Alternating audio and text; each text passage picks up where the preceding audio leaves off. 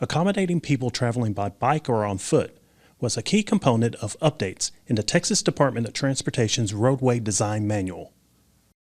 The manual favored shared use paths, or SUPs, over other designs, but did not have detailed information on how to estimate the number of people who will use the new path before building it, an outcome that is influenced by the path's design.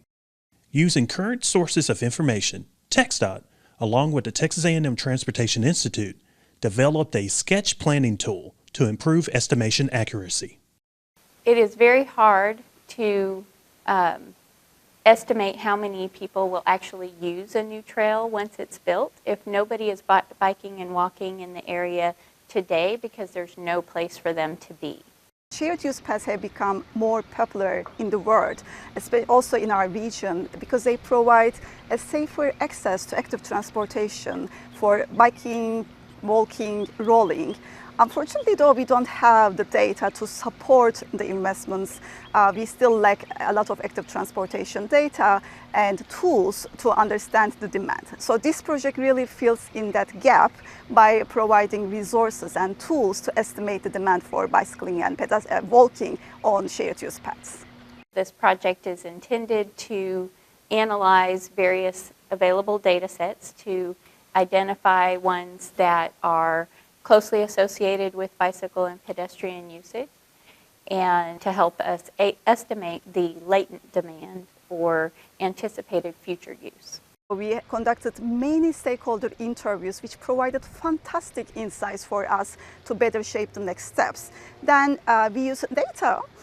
We compiled various different data sources, whether these are publicly available data sources or data sources that are available to us through TxDOT to make sure the end result is always available and accessible. And we took all the output to use as an input into tools, easy to use tools for our end users. So we developed two different tools to make the process easier for them to understand the demands.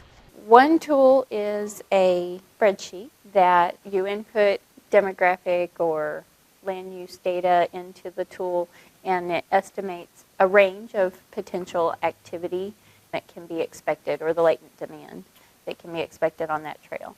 The other part of the tool is a map-based tool that you can kind of explore the data associated with bicycle and pedestrian activity. So it has things like the locations of schools and the locations of transit stops and various activity or demographic data that are commonly associated with bicycle and pedestrian activity.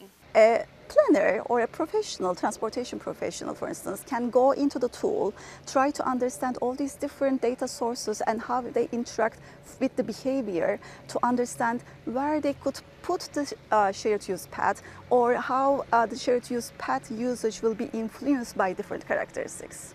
For more information and to find the publication for this project, please visit the TxDOT Research Library at the link shown below.